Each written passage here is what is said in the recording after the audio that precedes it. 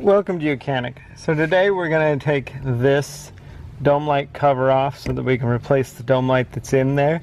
And the way we would do that is to take a good non-prying or a non-marring pry bar connector, get in there,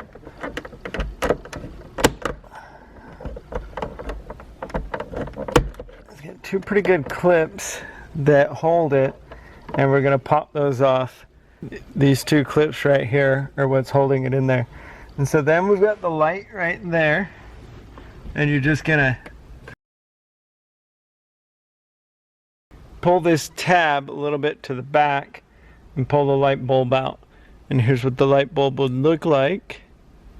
Anyway, so that's what the light bulb would look like. So you would get your new one, and then you would do the same, put it into that side first, and then just push it up until it locks in the tab there, and then you can just double check it that it works right there, and then put that back on. And then you would just go ahead and put this tab on the top in there first, and then snap it in, and there you go. That's how you replace that dome light. Now that's the front one, the reading light or the dome light, and then we've got a dome light in the back, and we'll go move to that. So you want to do the same here.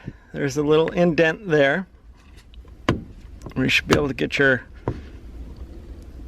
non-marring pry tool under there.